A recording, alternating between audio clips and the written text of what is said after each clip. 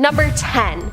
An odd man in the woods. I was a park ranger on a small island, the only year-round resident. I loved the off-season with 400 acres all to myself, no phone, no internet. I was in the old forest one night when I saw a smear of bright white off-trail ahead. I figured it was one of the small herd of white-rumped deer, but it moved up the side of the trail before I could get a better look. I heard a sharp bark and froze, then crept forward a few feet. I reached the fork and was straining to see ahead when I heard the crunch and crack of something in the brush behind me. I spun and saw a pale man, 6 foot or taller, with dark hair, wearing a bright white t-shirt about 30 feet in front of me. He gave me a lunatic grin, barked again, a hard, sharp ha, then turned and ran off into the woods. I stood still, scanning the trees, my hand on my weapon. After not hearing anything for a few moments, I backtracked my way to the main trail, then, terrified, sped walked all the way back to my cabin. I don't know who or what it could have been. The way he was running around off the trail convinced me that he knew the island very well, better than me for sure, and that he was hiding out somewhere, but I never found any evidence of a secret lair, and I never saw him again.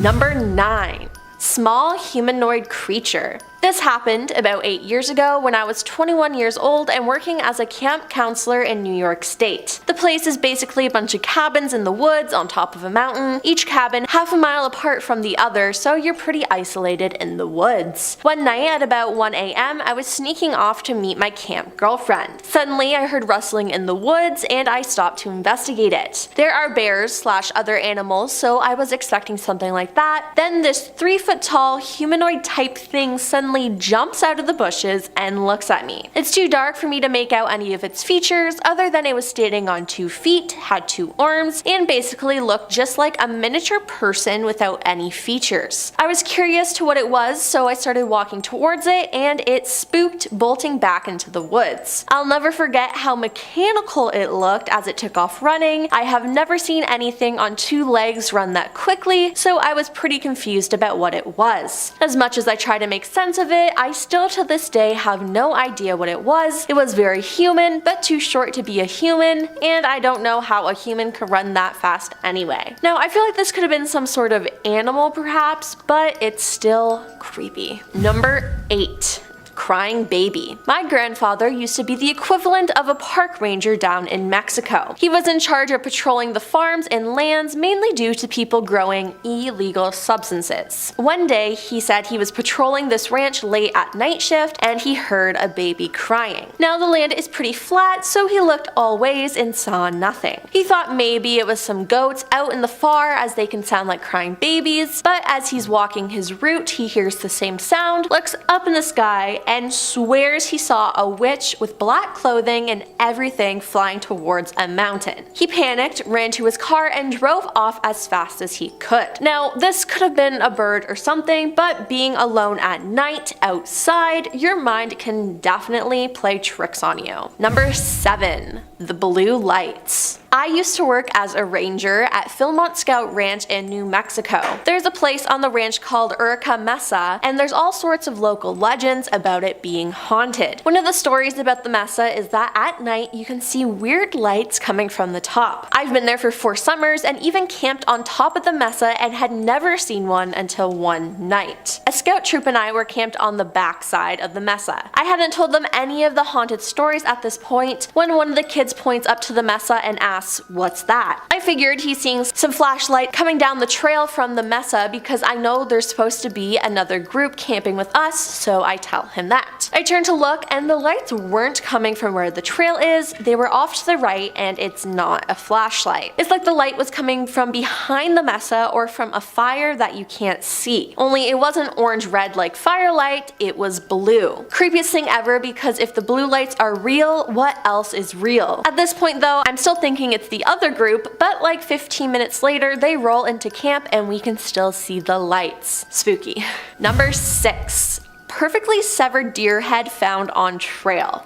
Ugh. I'm a ranger at Yellowstone. A couple weeks ago, I was exploring the Lamar Valley, about 11 miles from the nearest road and even further to the park boundary. There, in the middle of the trail, is a perfectly severed deer head. No blood, no raggedness at the severance. Perfectly intact. Now, this is weird because I have seen wolf and bear spoils, and I used to find cougar prey remains in SD with radio tracking just after the cougar made them. This was not any of those things. The head was completely uneaten, eyes, tongue, everything intact. Even the ravens hadn't touched it yet. No catching, no droppings. Right smack in the middle of the trail, but again, no blood. Even a human doing it made no conventional sense. It was a doe, so it had no antlers, plus why leave it in the trail? Whole thing, even in broad daylight, gave me the chills. Just an ocean of waving grass, bison calmly grazing, and a perfectly clear deer head on the path. Now, this sounds like something straight out of a horror movie, and I am terrified. Number 5. Dead body.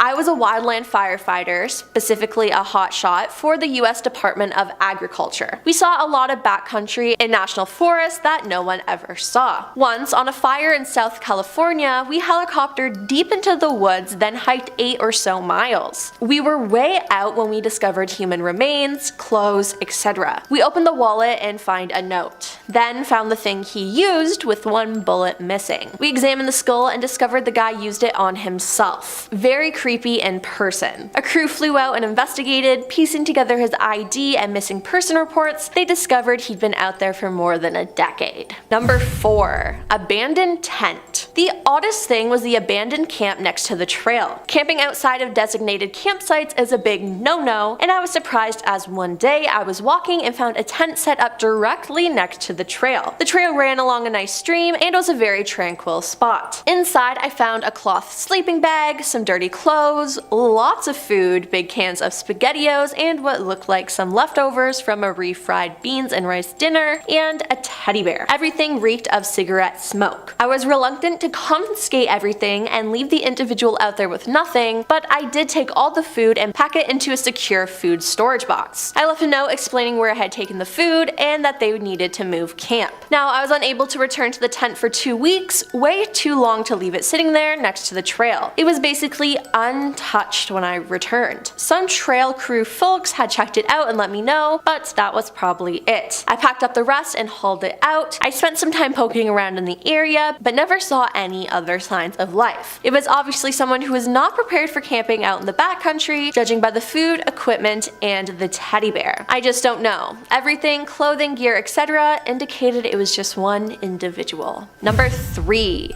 Moving light. Park ranger here. Another ranger and I were out on a search and rescue call once. The missing person was a man in his 20s. He had gone hiking and had not returned the day that he intended to. When we got the call, it was nighttime, but we hiked a few miles and set up camp on a ridge that had a pretty good view. He had gone into the woods prepared, so we decided to wait until daylight before beginning the search. About 2 a.m. I get up and I am peeing when I see a moving light at the base of the cliffs across the valley a few miles away. Looks like a flashlight beam. I tell the other ranger and we make the decision to keep waiting for daylight. The next morning we decide to check it out in the area and bring this guy home. We got to approximately where I saw the light the night before and started calling his name. Soon we find his body at the base of the cliff. He had fallen 60 feet on his head. The body was badly mangled. We radioed back that it has now become a recovery instead of a rescue. At this point, the other ranger yells at me to come look at this. Lying 20 feet from the man's body was his mag light. It seemed odd, but I thought nothing of it until the other ranger reminded me of the light the night before. It kinda gave me the creeps, but I still dismissed it. Before too long, the coroner arrived and inspected the body. After he took the body back to the lab, he said that the man had been dead for at least 48 hours before we found the body. All of a sudden, the oh crap alarm went off in my brain. I knew that it couldn't be possible. I had the coroner review his work, same results.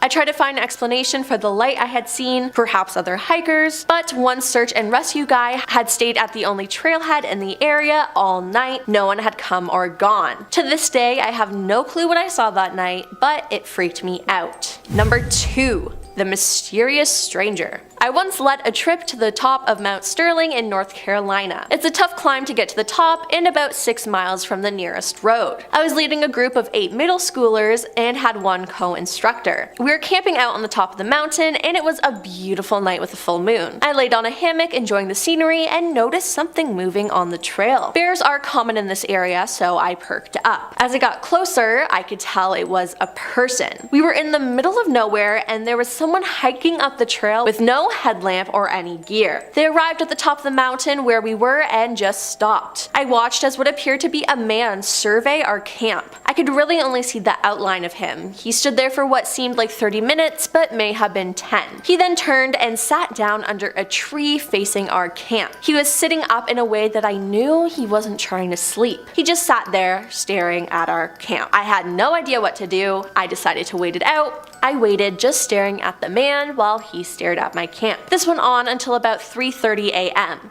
Then he stood up, took a moment to survey the camp a few minutes longer, and then went back down the trail he came up on. To this day, I have no idea what that was all about, and it freaks me out. That freaks me out too.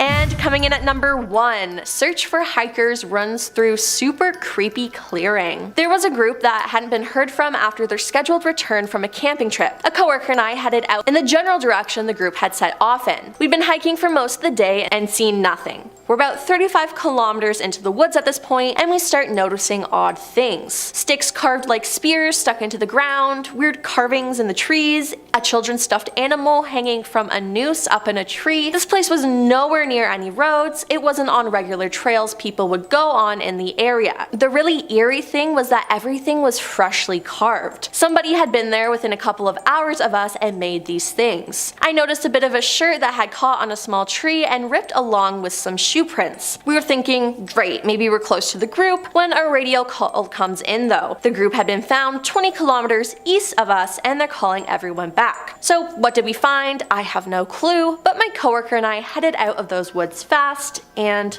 yeah, I would too. Starting off this list, in our number 10 spot we have the mass grave. Last year in 2021, archaeologists who were excavating the ruins of Chan Chan, which was once the capital of the Chimu Empire, they stumbled upon a mass grave that held the remains of 25 people. Most of the skeletons were that of a woman, and they are said to have been wrapped in a sort of cotton fabric before being wrapped in a material made of plant tissue. Some of the women were even placed in a seated position with their legs bent, some with needles, chalk, and sewing objects placed near them. There were also quite a few ceramic objects found in the grave as well. The abundance of artifacts found here has led researchers to believe that these people were considered elite members of the society. The empire that these people are believed to have belonged to was one that is said to have fallen to the Inca sometime between 1465 and 1470. In our number 9 spot today we have the 500-year-old tomb. Just over a month ago at the end of June, scientists unearthed an Inca-era tomb that laid underneath a home in Peru's capital, Lima. The tomb is said to be at least 500 years old, and the lead archaeologist of the discovery team said that it contained, quote, multiple funerary bundles. This tomb is said to likely be holding the elite from the time, and the current owner of the home the tomb was found under was absolutely bursting with pride. He explained that he hoped that the find would create a better appreciation for the rich history around all of those who live in the area. The find only came because the owner of the home was planning on some new building things. Because of this, there was a required archaeological survey, and thank goodness for that, clearly. In our number 8 spot today we have the Nazca Lines. If you were to head to the Nazca Desert just about 200 miles southeast of Lima in southern Peru, you'd find the most famous geoglyphs in the world, the Nazca Lines. Researchers believe that these lines might be something like 2 millennia old, and other than how they are incredible works of art, they are completely baffling. The geoglyphs are more than 800 long white lines etched into the desert, as well as 300 geometric shapes and 70 different animal figures. The biggest shape stretches about 1,200 feet across, which leads to my point about why these lines are so incredibly fascinating. These images can only be fully seen from high above in the air. So thinking back 2,000 years ago, how did humans make these without the vantage points we have now? I'm not exactly sure, but it is definitely nothing shy of amazing. In our number 7 spot today we have the Paleo Burrow. Back in 2010, a geologist named Amilcar Adami heard rumblings glimpse of an insanely impressive cave that was located in Brazil. He knew he had to check it out, and after asking around a bit, he eventually found out the location of it. When he first arrived, while he was absolutely shocked at what he found, because he was unable to contact the owner of the land, he wasn't able to fully inspect the cave. The reason the cave was so interesting was because of the fact that he could tell it wasn't created by some sort of geological process. Finally, in 2015, he was able to return to the cave for study, and this is when it was realized that this was the first paleo burrow ever discovered in the Amazon. Seeing the strange features of the cave as well as what looked like claw marks on the ceiling, it became clear that this cave was created by generations of some sort of gigantic, ancient, burrowing creature. It is believed that the animal responsible for these caves is an extinct species of ground sloth that grew to be 15 feet tall and was 5,000 pounds. It's an incredible discovery that unveiled even more than what might have met the eye. In our number 6 spot today, we have Machu Picchu. Perhaps one of the most famous archaeological discoveries in South America, this incredible and stunning site was built over 500 years ago, and it was once known as the lost city of the Inca. Our modern discovery of this site came in 1911 when the archaeologist Hiram Bingham and his team stumbled upon it almost accidentally while looking for another ancient city. The stones used to create this site weighed over 50 tons, and it certainly doesn't have a location that would have been convenient to its construction. Through earthquakes and all of the terrible weather that the Earth has seen in the last 500 some years, Machu Picchu remains, and that is a testament to how brilliant their work really was. In our number 5 spot today, we have the Inca mummies. In 1976, researchers found 2 mummies at a burial site in northern Chile. These 2 corpses belonged to 2 young women who were the victims of human ritual sacrifice. It is likely that the sacrifice they were a part of was one that was carried out by the Inca to commemorate either historical or political events, or as a response to a natural disaster. The mummies were found wearing silver ornaments, and they were surrounded by ceramic vessels, and they were wearing red robes. The red in the Inca clothing was often created using hematite or other iron oxides, but upon further inspection of these mummies, it was revealed that their red clothing held something much more dangerous. The dye used for their clothing contained cinnabar, which is a mineral rich in mercury. This was often used in the ancient world as a pigment for makeup, clothing, and paint, but handling it leads to mercury poisoning. What is strange is that researchers believe that the toxicity of cinnabar was known in ancient Peru, so we aren't exactly sure why they used it in the first place, but it's thought that it might have been used as protection against grave robbers. In our number 4 spot today, we have Puma Punku. This site is located in Bolivia, and it boasts a series of stone structures. One of the most notable and remarkable things about this site is how precisely the stones here were cut. It is believed that this site dates back to somewhere around 536 AD,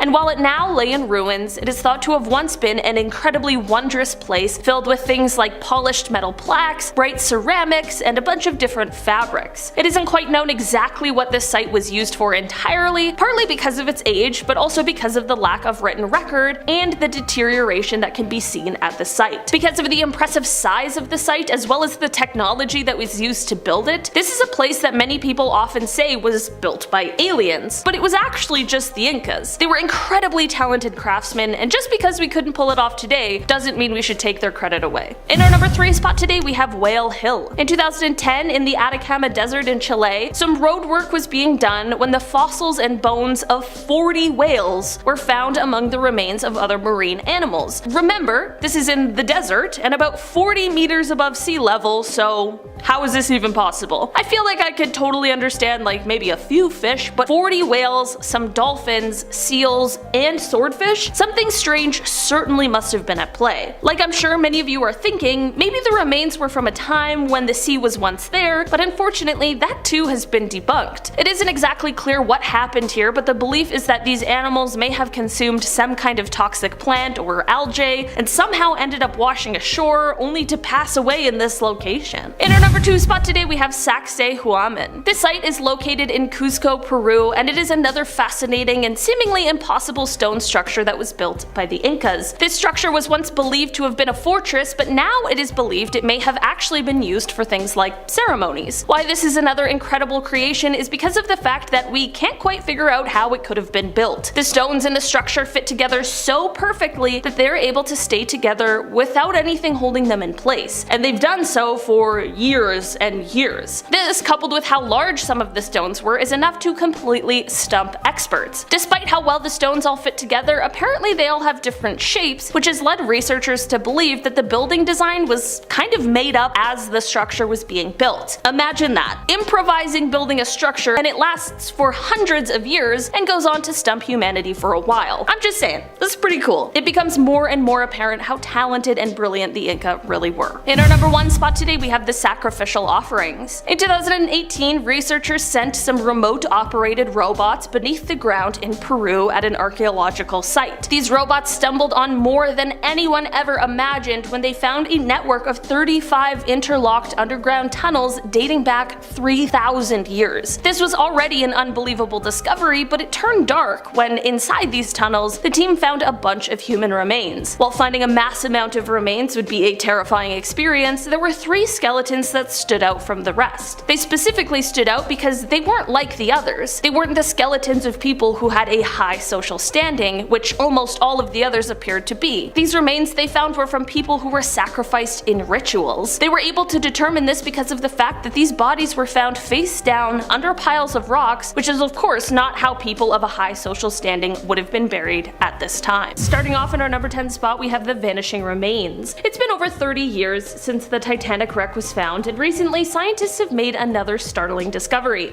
As it turns out, the remains of the wreckage don't have much time left. As we speak, they are currently vanishing. The ocean liner, which is over 100 years old, has not only been beaten by the currents of the deep sea, but the main culprit for its deterioration is an iron-hungry bacteria that consumes hundreds of pounds of iron a day. This bacteria, which has been named Halomonas titanicae, is likely going to render the ship completely eroded by 2030. This means that researchers who want to discover more about the Titanic really are racing against time to get down there and see all that they can before the remains are gone, and the story of the Titanic remains just that. In our number 9 spot today, we have portholes. Since the Titanic sunk, people have been trying to figure out exactly how this unsinkable ship sank and how it sank so quickly. A recent study may have found a previously undiscussed scenario that likely contributed to the speed of the sinking ship greatly.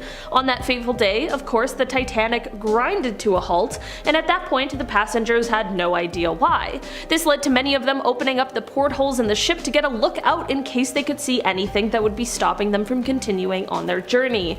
Many of those who opened the portholes didn't close them after, and with every open porthole that went underwater, it is estimated that it doubled the size of the damage to the ship. It is possible that these open windows may have caused the ship to sink at double the rate it would have had those windows been closed. Of course, this is not to blame the passengers, however, as this tragedy is certainly not their fault. In our number 8 spot today, we have the brittle fracture. This is another one of those theories behind how the Titanic found itself at the bottom of the North Atlantic. There was an expedition down to the wreckage of the Titanic recently, and it revealed something interesting about the hull of the ship.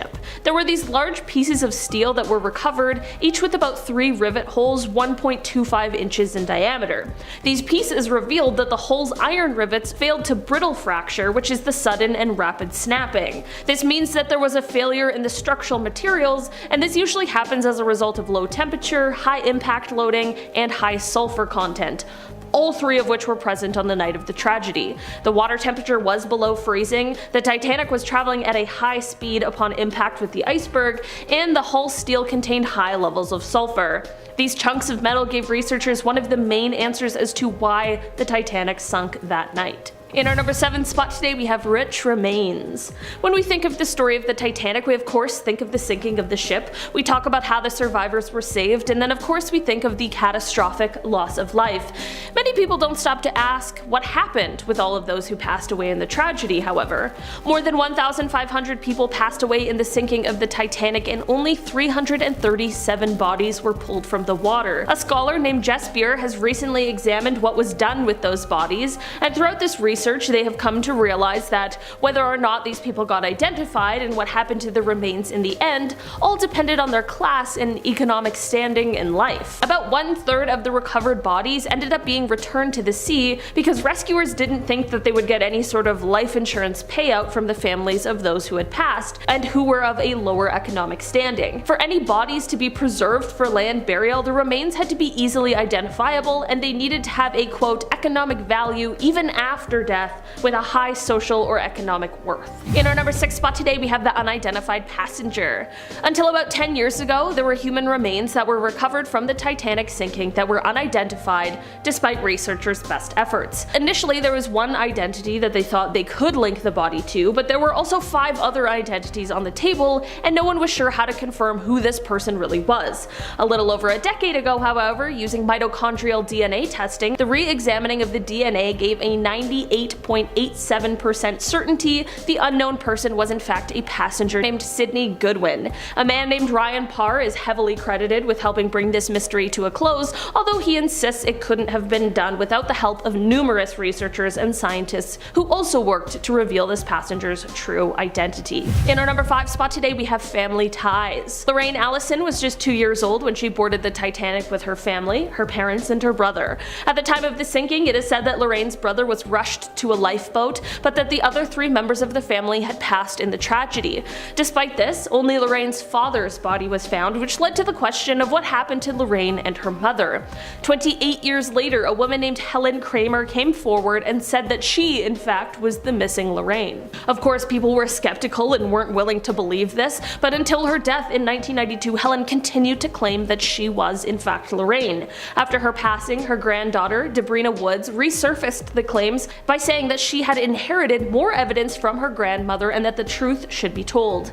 Finally, a group of Titanic researchers, with the power of modern science, decided that they all wanted to solve this mystery once and for all. They did this by convincing descendants from each family to take a DNA test, and once this was done, they were able to prove that there was no relationship between the two. They were finally able to put this long disputed claim to rest officially.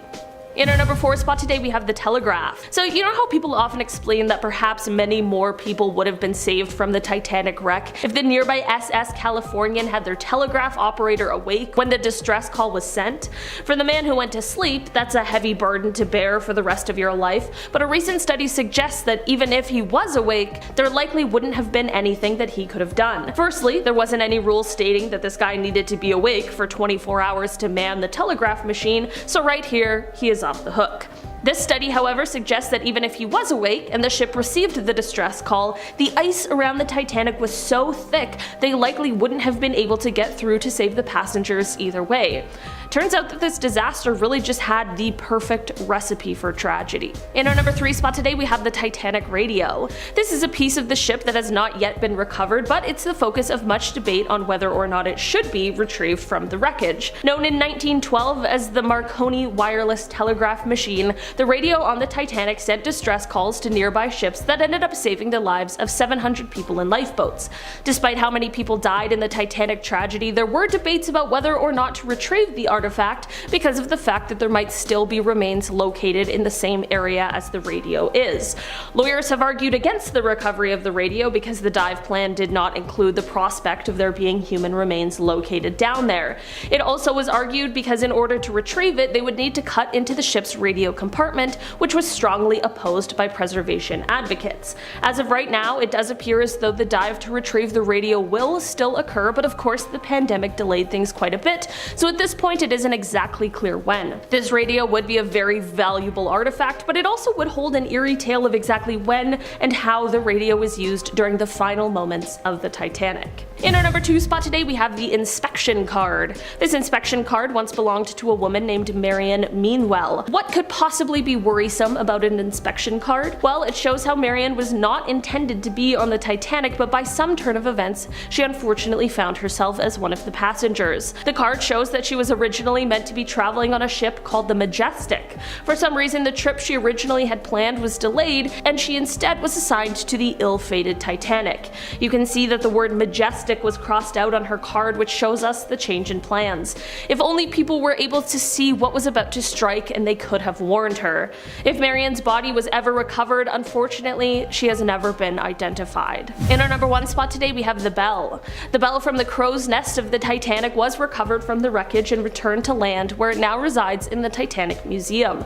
The eerie story behind this bell is that it would have been the one that was rung 3 times by the lookout Frederick Fleet in order to attempt to warn account of the iceberg that was ahead.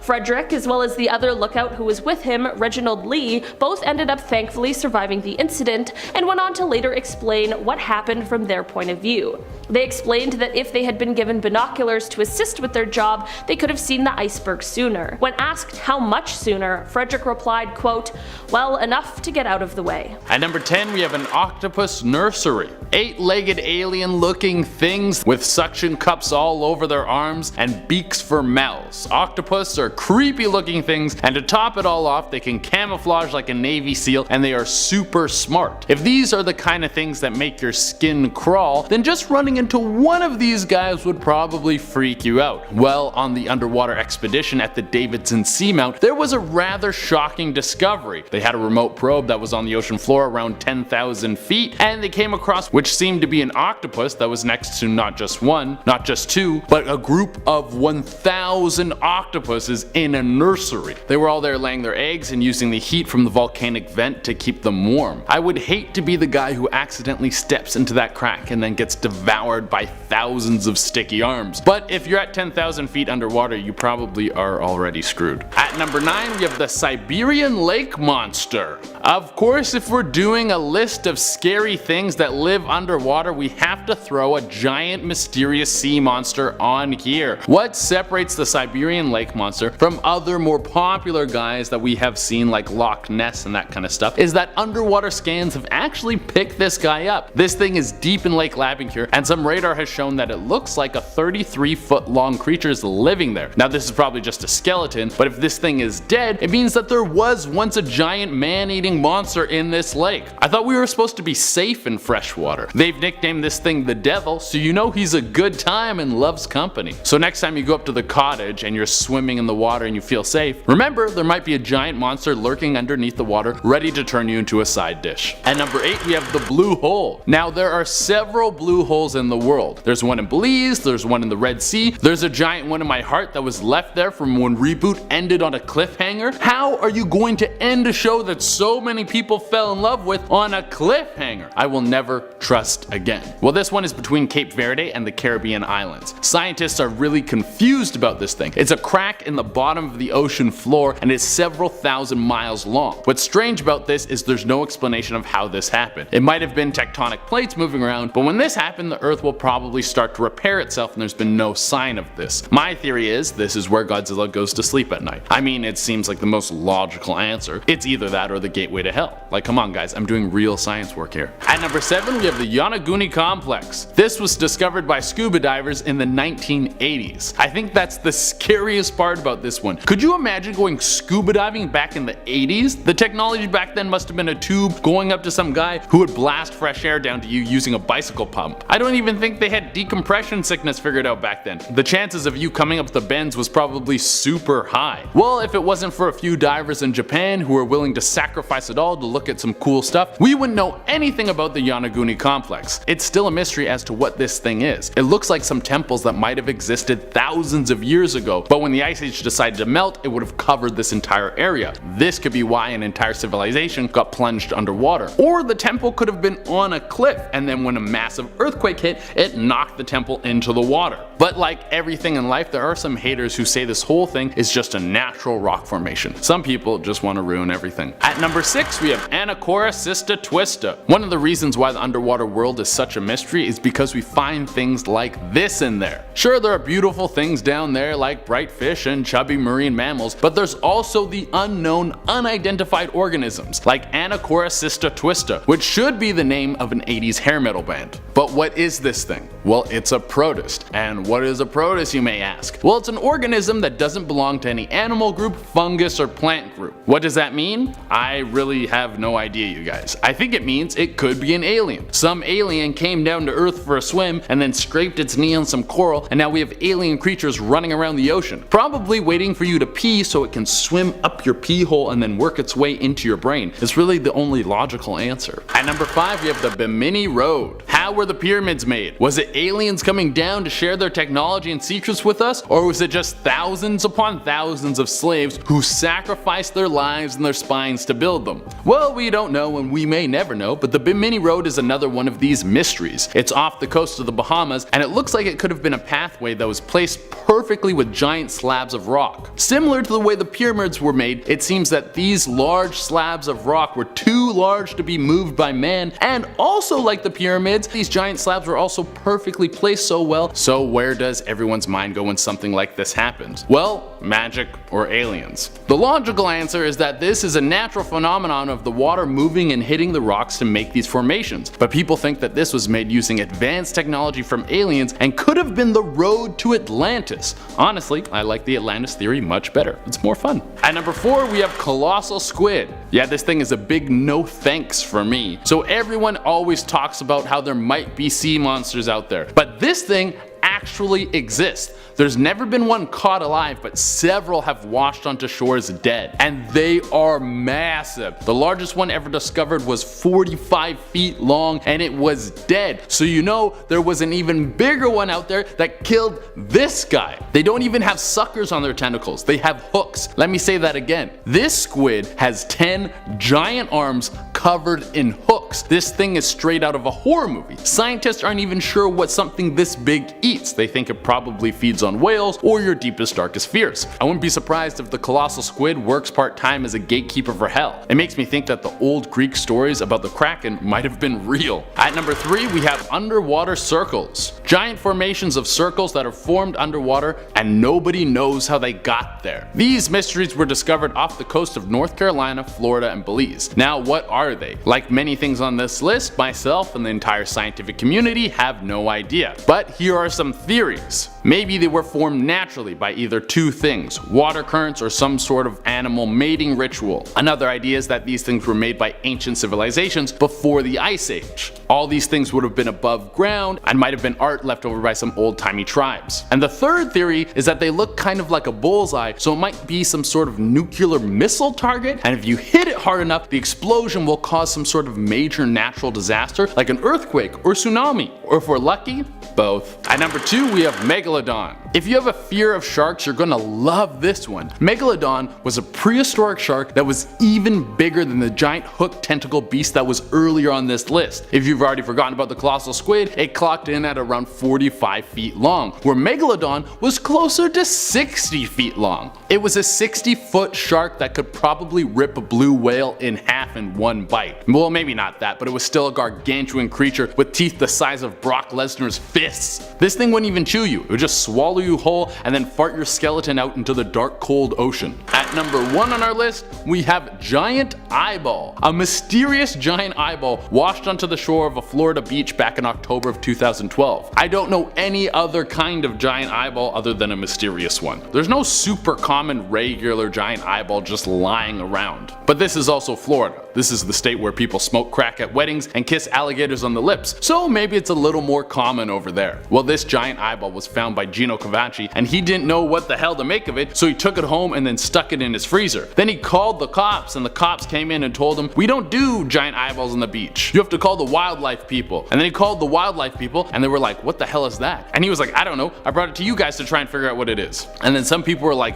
"Maybe it's a sea monster." And other people were like, "No, it's probably from a marlin." And I think in the end, no one really knew what the hell it was. But just so you know, there's giant eyeballs out there just laying around the beach sometimes. Number 10, Haunted Takeaway. This story comes from a cafe in Hong Kong that did a lot of delivery orders to customers' homes. One day they received an order for 4 meals and they brought it to the address they were given. The customer only opened the door a crack, sliding the money through and telling them to leave the food on the floor.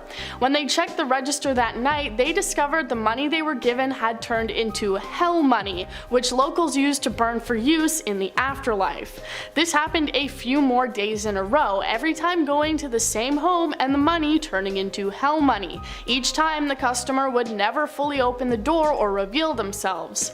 Finally, the owner decided to report it to the police, and when they entered the apartment, they discovered that the residents weren't actually alive, instead finding 4 dead bodies on the floor.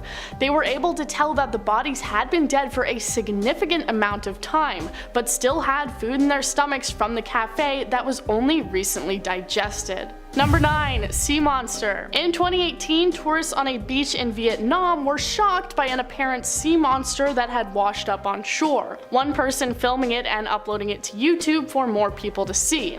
The creature is incredibly strange looking, and to me it looks like a bundle of alien twigs or something. The tour guide themselves admitted that they had no idea if it was an animal, a plant, or even something alien. A lot of commenters believed that this was some sort of mysterious alien creature found on Earth, as no one had ever seen anything like it before. Many people speculating that it might be only in its early stages of development and could grow into something bigger and scarier. As it turns out, it's apparently just some sort of scary deep sea starfish, and they ended up returning it to the water. And I will honestly never get over how terrifying and alien looking some deep sea creatures are. Number 8. Seven Sisters Rock. This one is another one that comes from Hong Kong, and it's the story behind the Seven Sisters Road. The story goes that there was a group of 7 women who lived near the area, and together they took a vow of celibacy, which means never getting married or ever being physically intimate with someone. Through their pact, they became blood sisters. However, the third sister's family refused to go along with this and organized for her to be married off, preparing the ceremony. Because of their pact, the night before the wedding ceremony took place, all 7 women drowned themselves in the river. The villagers in the area were never able to find their bodies, but the next time the tide receded, they discovered 7 large boulders all in a row. As a result, they were named the Seven Sisters Rocks. Years later, a swimming space was built called the Seven Sisters Swimming Shed, but any late-night male swimmers there would end up drowning mysteriously, the 7 sisters reportedly haunting the space. Number 7. Haunted Tomb. Before I start this one, I am just gonna say yes, Israel is in Asia, and yes, I did have to Google that. Go easy on me, it's been a while since I last took a geography class. A group of researchers were doing excavations in an old cemetery in Israel when they discovered an ancient tomb. What shocked them the most, however, was the grave marker for a man named Jacob the Convert, who died around 1800 years ago. The inscription on the grave was written in human blood, and was a warning that nobody should ever open the tomb, stating that anyone who does so would be cursed. What type of curse isn't detailed, but curses are typically never a good thing. The people who found it walled off the area with stones and halted their excavations. Getting cursed probably wasn't in their contract. Number 6. Cursed balls. More cursed things from Israel. Let's take a look at this pair of cursed balls. And yes, I did pick this one because I think it's funny to say cursed balls. During excavation near the Israel border, archaeologists discovered these 2 ballista balls, which were basically ammunition for a big crossbow that fires rocks. A few years later, the balls went missing from the site, but unfortunately nobody actually noticed. 20 years later, the balls were returned and found on the site once again, along with a note. The thief who stole them apparently had bad luck and believed that the balls were cursed. He said that when he brought the balls home, his successful business suddenly failed, his family abandoned him, he went into severe debt, and apparently many other issues. He didn't realize until it was too late that his bad luck was caused by a bunch of bad balls. So he returned the balls to the site, and we can only assume that his bad luck ended. Number 5. Ganjiam Asylum. Now let's swerve into a few buildings that were discovered to be apparently haunted. The first is Ganjiam Psychiatric Hospital in South Korea, touted as the most haunted place in the country. It was opened in 1982 but closed only 14 years later in 1996, being left empty and abandoned. The story goes that many of the patients at the hospital were disappearing mysteriously, people believing that the owner of the hospital was actually keeping them hostage orphanage there and treating them poorly, running away to America when the families and authorities started looking into it.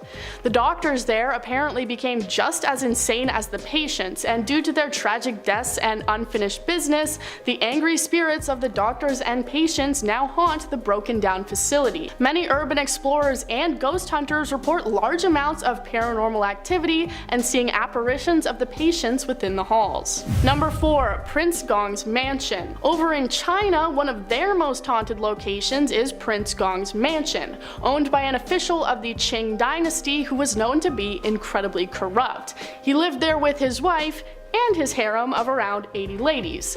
One of his only redeeming factors was said to be his devotion to his wife. When she became incredibly sick after their son passed away, he did everything to try and figure out a way to cure her, including hiring monks to pray for her health.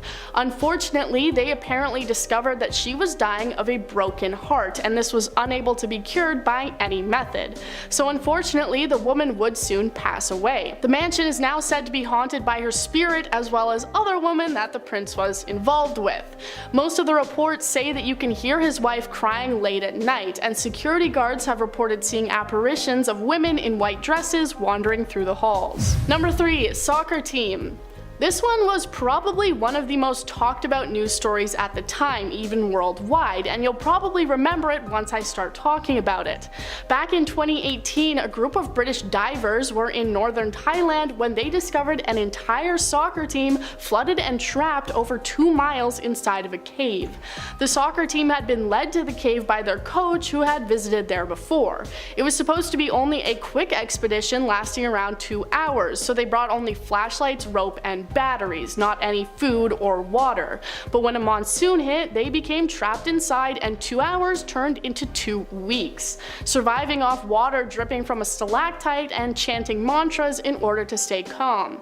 Fortunately, all 12 players were rescued over the course of 3 days and survived, only one rescue team member losing their life in the effort. Number 2. Airplane Graveyard. One place to visit in Thailand that many people probably don't know about is this airplane graveyard. Starting in January of 2010, large scrapped airplanes just suddenly started showing up on a chunk of private property next to an auto body shop in Bangkok.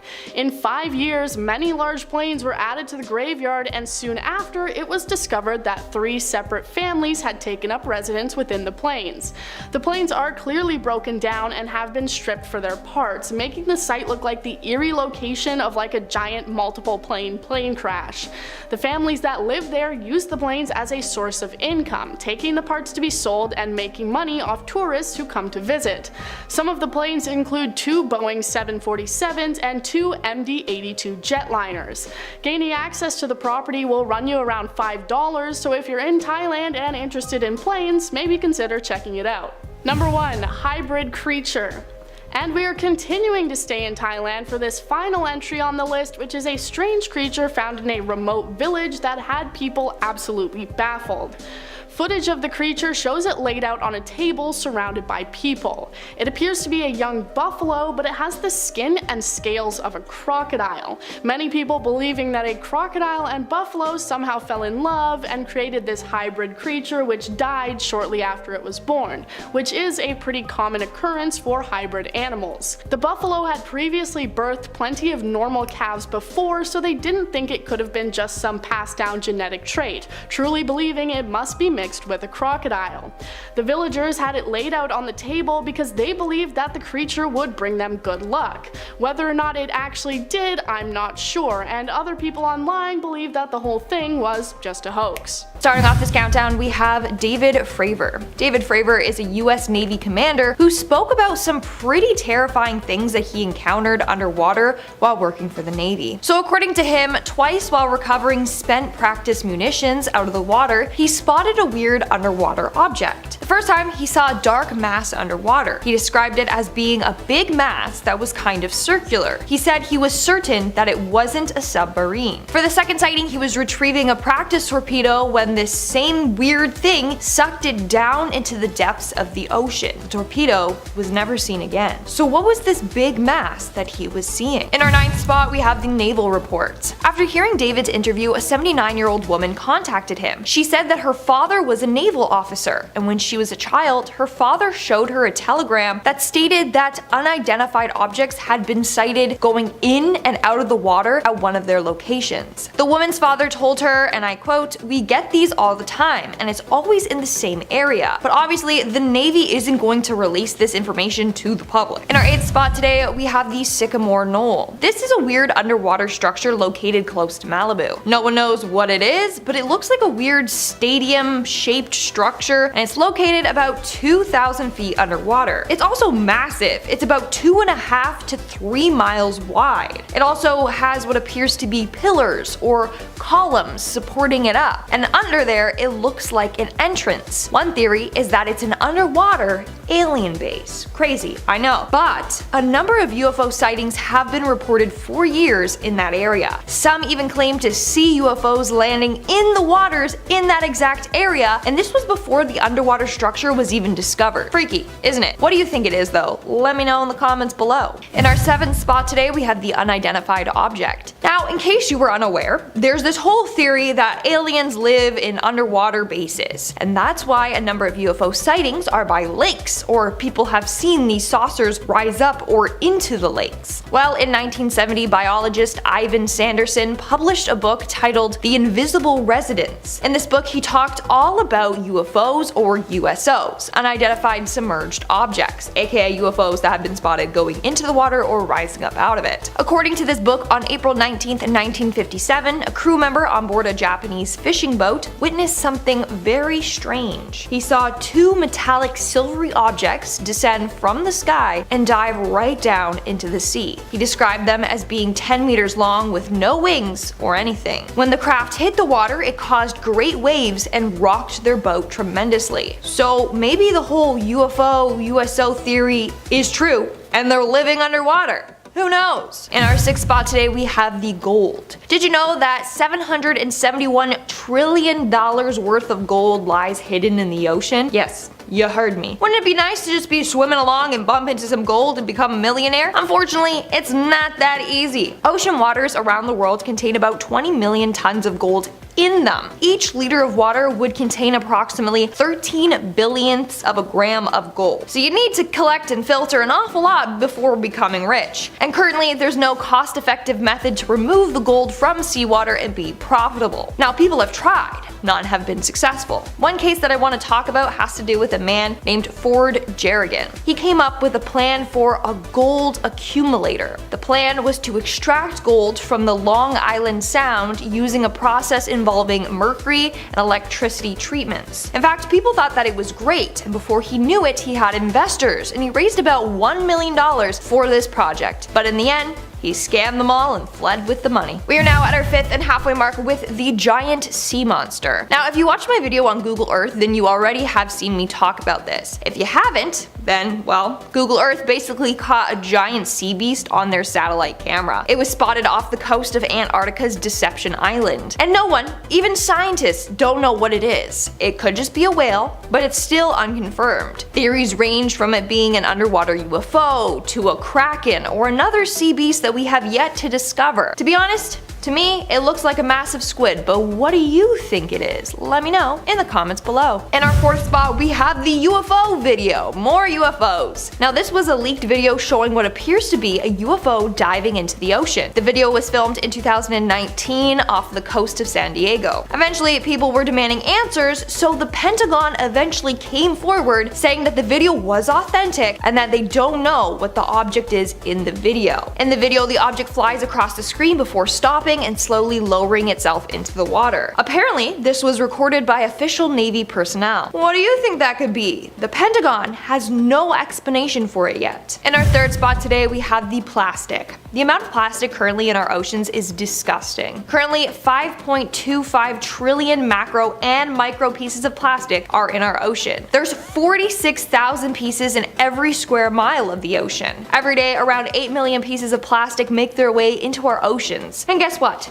Fish are eating them, and then we're eating these fish. So slowly, these microplastics are ending up in our bodies. But not just from fish. from bottled water, beer, honey, sea salt, and tea bags have all been exposed as microplastic carriers. We're killing marine life and ourselves, slowly but surely, and the governments are hardly addressing this issue. In our second spot, we have the nuclear waste. Bet you didn't know this, but our oceans are radioactive. Since 1952, low levels of radioactive waste have been discharged into the Irish Sea, the English Channel, and the Arctic Ocean. This radiation can enter the food chain through plankton, and then the fish eat the plankton, and then we eat the fish. In fact, radioactive cesium and plutonium have already been found in seals and porpoises. And it's getting worse. As the nuclear energy industry grows, more and more radioactive waste will be disposed of and find its way into our ground and water supply. Again, another scary thing the government doesn't address. And in our number one spot today, we have the secret underwater bases. Allegedly, the government has a number of secret underwater bases. They're just hidden from the public, so we don't know about them. We do know of one base though, and that's the Naval Testing Facility in Lake Bayview, Idaho. The lake that it's located in is 1,200 feet deep, and it is pretty remote, so it's deep and secluded enough to run these tests. If they have one there, who's to say they don't have more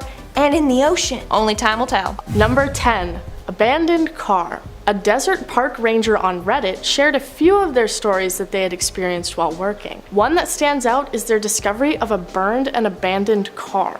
When they received the report, they weren't too shocked, as it wasn't a rare occurrence that cars would be stolen and abandoned, occasionally being burned. When they found the vehicle, and as they waited for the fire department to arrive, they were left standing in shock, as it was clear that there was a body left in the front seat of the car. They discovered rope and other strange items in the car, and it was determined that the body had been tied up and killed. The police arrived, but no answers ever came about what had happened there, and they now refer to the area as the haunted site. Number 9. Abandoned sites. It's not uncommon to find abandoned campsites in the woods, but these rangers share their stories of the unique, strange, and scary things they found that made them stand out. The first was an abandoned house with a small shed hidden behind it. The shed had a large steel door which had been broken off its hinges when they found it.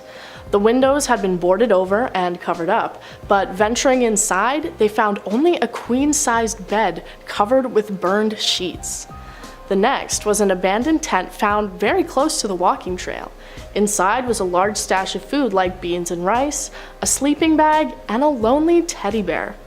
Sometimes the stories with the least information and answers are scariest, as they allow our minds to wander and imagine various frightening scenarios. Number 8. Search returns strange evidence. A ranger and their coworker were called to head out and search for a group of teen hikers that had become separated from their group. They spent most of their day heading in the direction of where the teenagers had last been seen. Eventually, deep into the woods and their journey, they came across a startling discovery. They found branches which had been carved into spears placed into the ground, unidentifiable carvings in trees, children's stuffed toys hanging from ropes tied to the trees. One thing they noticed was that the symbols in the trees appeared to be freshly carved. As would be expected, the two were spooked, but settled down nearby as night was coming and they had to sleep. In the morning, they discovered shoe prints and a piece of fabric that had become caught on a tree. Someone had been there in the night.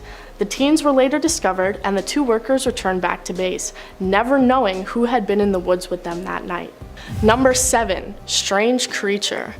A camp counselor in New York made a scary discovery when he was sneaking out late at night to meet up with his girlfriend.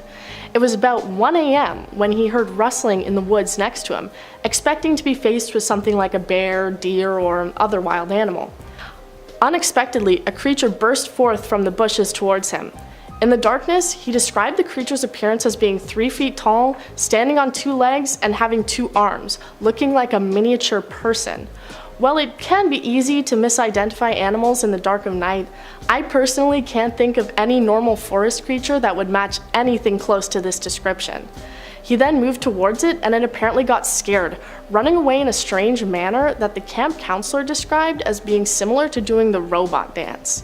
To this day, he has no idea what the creature might have been. Number 6. Light on the cliff. An unfortunate part of being a park ranger is having to go on search and rescue missions for missing people, and never knowing what state you might find them in, if at all. One park ranger recounts a story of him and his coworker on one of these calls, searching for a man in his 20s who had gone missing.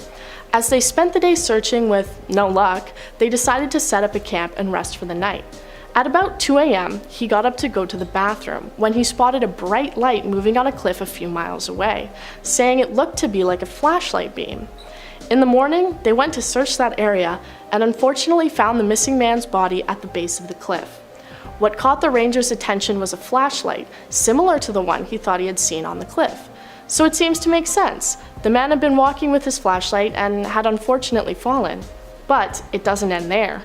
When the coroner arrived to inspect the body, it was determined the man had clearly been dead for over 48 hours. So how could it have been him shining his flashlight on the cliff the night before? Apparently, another search and rescue team member had been near the area and hadn't seen any other people. To this day, there seems to be no explanation for what that light was. Number 5. Burned mannequins. Another park ranger on Reddit shared his experience while working at a national wildlife refuge that had formerly been home to a US Army lab site. The site had been completely transformed to become a wildlife refuge, with years of thorough cleanup needing to be done on things like barbed wire fences and barricades before it could be opened. One night, when the ranger was walking deep into the forest, he saw figures in the distance. This caught him off guard, as you're not permitted to leave the trails at all. So who was out there? The ranger announced himself and moved closer, and what he discovered was 6 mannequins in military uniforms, which appeared to have been badly burnt. 6 burned figures standing around in the woods in the dark of night would have been scary for anyone to stumble upon, though apparently he chalked it up to having been part of a fabric test. Still pretty scary to discover though, and to think it was somehow missed in the decade-long cleanup of the park. Number 4. Only resident. A park ranger for a small island was the only year-round resident of the area. The island had no bridges or ferries and could only be accessed by private boats. The island would be crowded in the summer, but in the off-season, the island was only inhabited by the ranger. Walking at night, he was adventuring around the island, seeing if he could hike the entire distance. He saw a flash of white in the distance, thinking it was a herd of the brown and white deer which were local to the area. He pressed forward, before hearing something move again. Suddenly, out of the woods came a 6-foot-tall man wearing a bright white shirt. He sprinted straight up to the ranger with a strange grin on his face before shouting and laughing loudly, quickly sprinting back into the woods again. The ranger was rightfully terrified because, as far as he knew, he was the only person on the small island. For the next few days, he tried to find any evidence of another person living on the island, but never found any campsite, boats, or other signs of life. Number 3. Mysterious stranger. A ranger was leading a hiking trip to the top of a mountain in North Carolina, a difficult hike far from any civilization. When they reached the peak, they set up a camp on a beautiful clear night. Since it was so nice out, after the group had gone to bed in their tents, the ranger chose to sleep outside in a hammock, reading a book to pass the time.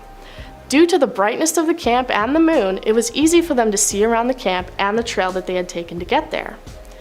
They were soon caught off guard by the sight of something moving, expecting it to be a bear. But as they got closer, they realized it was the shape of a person. They found it odd to see someone at the top of the difficult and long trail at night with no light or any sign of gear. They watched the person move closer towards the camp before the figure stopped, staring out at the camp. The figure stood there for a while before moving to sit under a tree, still staring intently. The ranger watched the man sit there for what was apparently a few hours before the figure got up and made his way back down to the trail. This left the poor ranger with a paranoid feeling of being followed for the remainder of the trip. Number 2. Deer head. It's not uncommon to find animals or animal remains in the woods, circle of life and all that. But a Yellowstone ranger described their very bizarre experience which occurred near a valley deep into the park. While walking a trail, they found in the middle of the path the head of a deer. What was strange was that the head was perfectly clean, no sign of blood, and no sign of an animal having tried to eat it. The ranger didn't find any other signs of other animals that may have been around the area and done this.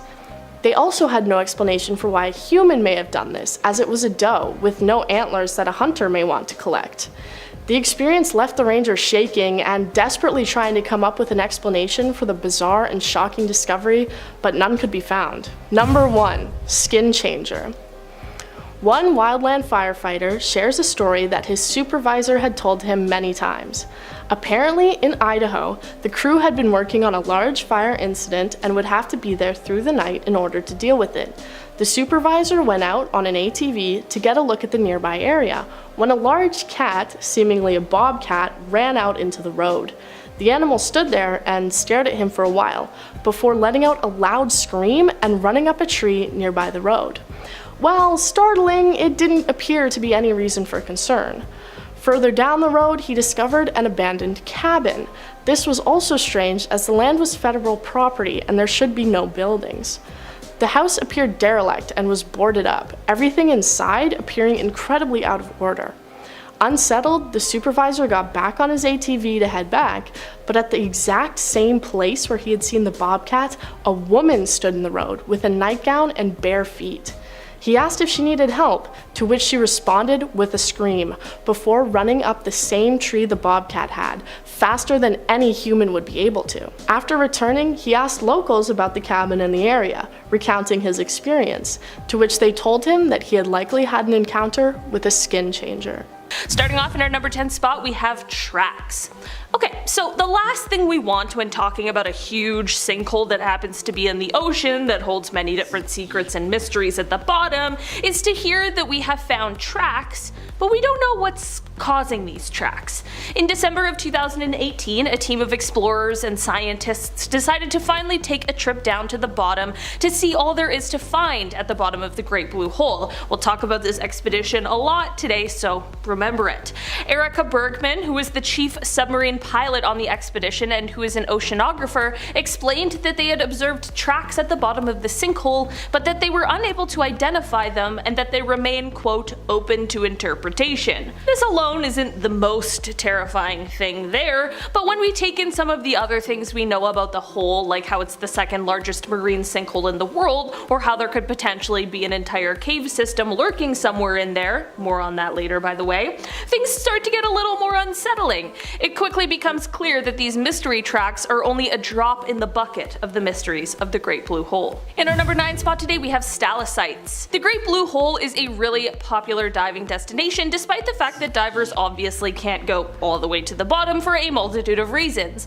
When diving here you definitely need quite a bit of experience beforehand, and for those lucky ones who have done the work, they might be able to get just deep enough to see the incredible stalactites this sinkhole holds. While these are gorgeous to look at, they are part of the reason that we know some of the most ancient history behind this place at all. Stalactites are only formed when water is dripping down stone. This gave scientists the insight they needed to realize that this wasn't always a place that was submerged in water. In fact, they concluded that this was actually a big, dry cave and one of the most prolific eras in the history of our beautiful planet. This means that at some point there was probably a ton of stuff living in it. They believed that the cave likely formed during the last ice age, so sometime prior to 14,000 years ago, but at the end of the ice age it ended up flooding, collapsing, and thus we have the Great Blue Sinkhole. In our number 8 spot today we have movements. This is one that really ties into the last one with the discovery of the stalactites. Of course, when they first found them, they took some samples so that they would be able to confirm their above sea formation, and when doing this analysis it was realized that not only did they form above sea level, but that some of them were off vertical by about 5 degrees, and that these changes were consistent. This gave another very valuable insight into the history of this location and led scientists to the conclusion that there must have been some past geological shift or tilting of the plateau underneath at some point. This event would have been followed by a long period of relative stillness. This change in the stalactites showed us that the land must have been moving as well, not just the sea level rising. It's not the most unsettling thing on this list, but it certainly is cool. It's really amazing how such a small change can show us so much. In our number 7 spot today we have trash. It has become abundantly clear that there really isn't any place on Earth that is free from human influence, and that most definitely includes our litter. If trash can make it to the deepest depths on Earth in the Challenger Deep, of course trash can somehow find its way down to the bottom of the Big Blue Hole. During that 2018 expedition we spoke about earlier, the team stumbled across more than they were expecting when they found a littered 2-liter Coke bottle, I'm glad it wasn't Pepsi, and they also found a lost GoPro. They were even able to see that this GoPro still contained some vacation photos. Safe to say that it's not the most remarkable discovery they made down there, but it should be something that might be a little concerning to us all. In our number 6 spot today we have sand. Like I mentioned before, this sinkhole obviously has an incredibly rich history, and we are just starting to learn about the things that it holds, but it takes time, equipment, and money to really be able to have these sorts of large expeditions like the one in 2018. There might be fossils or other things just waiting to be uncovered that we don't even know about yet, but the clock is ticking. As it turns out, as quickly as the blue hole appeared, it might also be disappearing. Apparently there are waterfalls of sand that are continually falling into the hole, and it's slowly but surely being filled up. It's like a real, very large, kind of scary hourglass, essentially. At least it's not something that's gonna happen overnight, so for now we still have time to admire its beauty and take a look at all of the mysteries it might be holding. Maybe it just serves as a reminder that nothing is permanent, except for the internet. In our number 5 spot today we have more caves. So remember Erica Bergman we talked about before in the first one? She was the one who led the expedition in 2018, the submarine pilot. Well, she didn't only talk about mysterious tracks, she also explained that there is an enormous cavern close to the bottom of the hole. Like a huge unexplored cavern in the middle of a huge mysterious marine sinkhole. I'm just saying, that's more mystery than I can handle. This means that there could potentially be a large underwater cave system, and the Great Blue Hole is just the beginning of it. She said, quote, "The roof has collapsed on this particular cave, but the whole reef could be dotted with similar caverns which simply haven't collapsed into blue holes. Yet. Who knows what these cave systems could be hiding? Undiscovered species? Answers to some of the ocean's mysteries? The possibilities really are endless." In our number 4 spot today we have marine life. So of course this stunning location is a popular tourist attraction. People really want to dive here, and I absolutely cannot blame them. But one thing you may encounter, should you choose this as your next adventure spot, are sharks. There are a few different species of sharks that enjoy calling the waters around the blue hole home. They include bull sharks, Caribbean reef sharks, and hammerhead sharks. Surprisingly, these sharks aren't even at the top of the concerns list when it comes to diving here, as shark attacks truly are quite rare. Sharks are pretty gentle creatures and we're not their favorite thing to snack on, but they are big, they are powerful, and they can do a lot of damage when the going gets tough or when they feel frightened or threatened, and that is just one of the many reasons that this is an area that hopes for more experienced divers rather than a place someone would recommend for their first solo dive. In our number 3 spot today we have nitrogen. Another thing you will likely encounter should you choose to go diving here is something that is actually quite common for those who like to venture and dive in the deep sea. We are talking about nitrogen narcosis. Basically, divers of course use oxygen tanks to help them breathe underwater. These tanks normally don't just contain oxygen, they contain a mix of oxygen, nitrogen, and some other gases as well. This is all fine and well, but the deep sea is not like our lives up here. After about 100 feet, the increase in pressure can alter these gases, and to be honest, the further you go, the more the pressure increases. When these altered gases are inhaled, they can have unusual sort of intoxicating effects on the body. This is something that people who choose to dive here will experience, and it can be disorienting to say the very least. These effects are reversible and should wear off when you get to shallower water, but when you begin to feel the effects, it won't be at the time you're ascending. Your dive instructor will likely be only leading you deeper into the waters. This is all just a long way of saying it's a step you need to be aware of and prepared for. In our number 2 spot today we have toxicity. So the simplest way to put this is that at the bottom of the Great Blue Hole it is poisonous. After you get about 2/3 of the way down to the bottom, the water is just full of hydrogen sulfide. This means that there is little to no oxygen left down there, which is exactly why any marine creatures that get stuck down there are sure to meet a gruesome fate, but it is also why the water is actually toxic and corrosive. If you get deep enough without the proper protection, this hole will kill you and any other living thing that goes in it. It is truly unforgiving. Some of the experts in that 2018 expedition said that there were thousands of remains of marine life, like conches, which is a result of these creatures just getting a little too close to the edge. One explorer even said that you could see little prints where the conches presumably were trying to climb back up before being asphyxiated by the toxic water. Yeah, so basically while it looks beautiful on the surface, the Great Blue Hole is just a macabre marine life cemetery. In our number 1 spot today we have remains. By far the most unsettling of all of the discoveries on this list are the bodies of 2 divers that were found during this 2018 expedition. There have been 3 divers who are known to have gone missing after going diving in the Great Blue Hole, and to be honest, we aren't sure which 2 were found or exactly how they died. The reason for this is because, despite the fact that they were found, authorities decided that the best thing to do would be to leave them. Of course, rescue is a complicated process, but they agreed and decided that, quote, they're at peace where they are. It serves as a reminder of how dangerous it can be, even for those with all of the experience necessary.